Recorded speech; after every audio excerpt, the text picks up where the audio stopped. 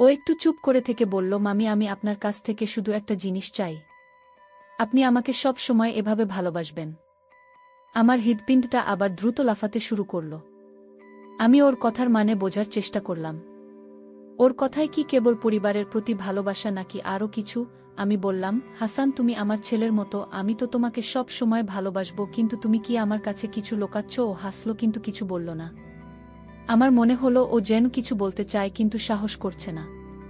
তারপর যা হলো বন্ধুরা। হ্যালো বন্ধুরা, আমি ফাইজাতুন নাহার জেভিন বাংলাদেশের একজন মেয়ে চলে আসলাম তোমাদেরকে মজা দেওয়ার জন্য আরও একটি মজার গল্প নিয়ে। গল্পটা শুরু হয়েছিল আমার ভাগিনাকে নিয়ে। আমার স্বামী তখন বিদেশ থাকতো বন্ধুরা, বাকিটা গল্পেই বলছি বন্ধুরা। আশা করি তোমরা ধৈর্য ধরে পুরো গল্পটি শুনবে, নিশ্চয়ই অনেক মজা পাবে। তাহলে চল বন্ধুরা, কথা না বাড়িয়ে মূল গল্পে যাওয়া যাক। আমার বিয়ে হয়েছিল শামুজ্জামান শায়ামির সঙ্গে, একজন সৎ আর পরিশ্রমী মানুষ। আমাদের বিয়ের প্রথম কয়েকটা বছর ছিল সুখের। আমরা একসঙ্গে হাসি আনন্দে দিন কাটাতাম। আমাদের ছোট্ট সংসারে একটা মেয়ে এলো, আমার রুমি 2 বছর বয়সে। আর হাসি আর কচি কচি কথাগুলো আমাদের জীবনকে আলো করে রাখত। কিন্তু জীবন তো সবসময় একরকম থাকে না, তাই না? বিয়ের 5 বছর পর শায়াম কাজের জন্য বিদেশে চলে গেল। সেখানে একটা ভালো চাকরির সুযোগ পেয়েছিল সে। আমি আর রুমি রয়ে গেলাম এই ছোট্ট শহরের বাড়িতে।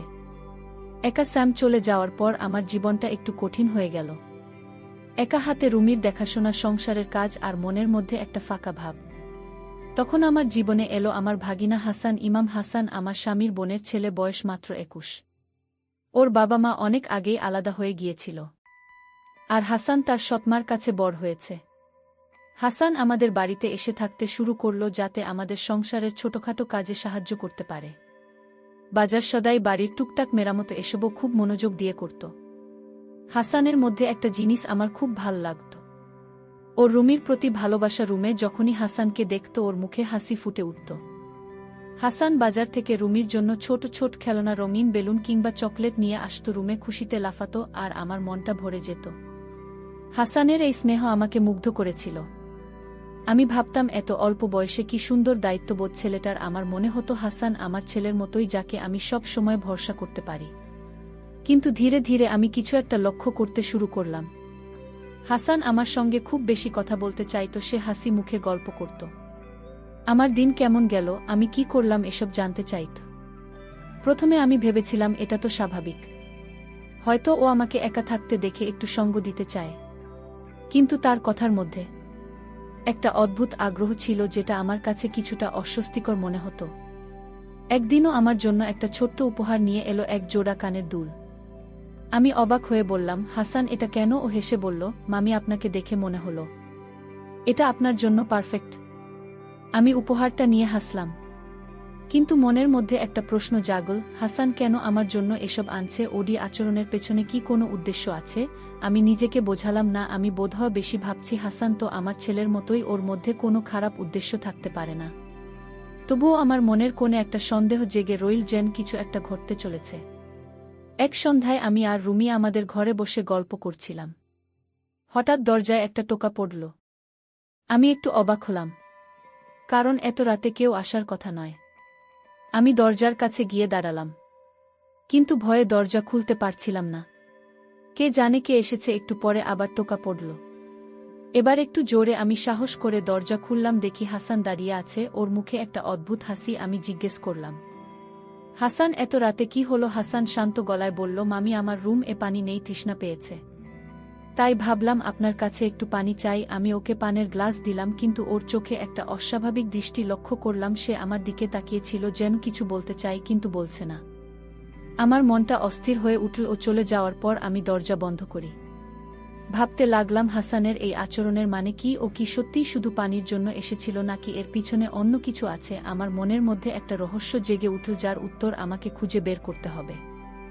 হাসানের সেই রাতের ঘটনাটা আমার মন থেকে যেন কিছুতেই সরছিল না। ওর চোখে সেই দৃষ্টি, সেই অদ্ভুত হাসি, এসব আমাকে বারবার ভাবিয়ে তুলছিল। আমি নিজেকে বোঝানোর চেষ্টা করলাম, হয়তো আমি বেশি ভাবছি। হাসান তো আমার ধাকিনা, আমার ছেলের মতো, তার মধ্যে কোনো খারাপ উদ্দেশ্য থাকবে কেন? কিন্তু তবু আমার মনের কোণে একটা অস্বস্তি জেগে রইল। আমি ঠিক করলাম ওর প্রতি একটু নজর রাখব। পরের দিন সকালে আমি রুমির জন্য নাস্তা তৈরি করছিলাম। হাসান ঘরে ঢুকে হাসি মুখে বলল, মামি রুমির জন্য বাজার থেকে একটা ছোট্ট পুতুল নিয়ে এসেছি দেখবেন।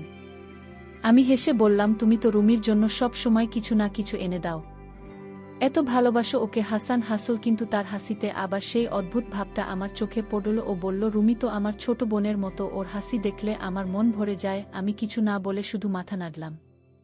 দিনগুলো এভাবেই কাটছিল। হাসান আমাদের সংসারের ছোটখাটো কাজের সাহায্য করত, রুমির সঙ্গে খেলত আর আমার সঙ্গে গল্প করার চেষ্টা করত। একদিন বিকেলে আমি বারান্দায় বসে চা খাচ্ছিলাম। হাসানের এসে আমার পাশে বসল ও বলল, মামি আপনি সবসময় এত ব্যস্ত থাকেন, কখনো নিজের জন্য সময় পান না।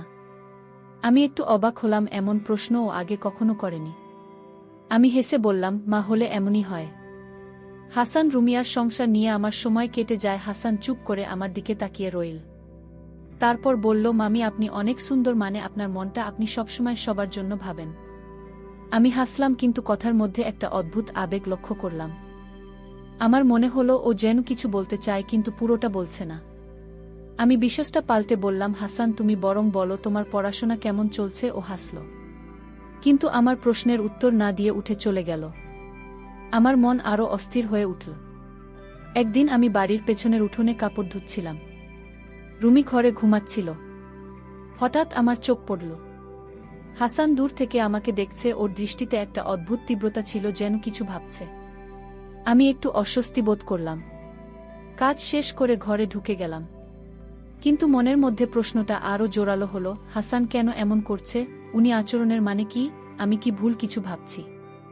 সেদিন রাতে আমি রুমিকে নিয়ে ঘুমাতে গেলাম, কিন্তু ঘুম আসছিল না। হাসানের আচরণ আমাকে বারবার ভাবিয়ে তুলছিল।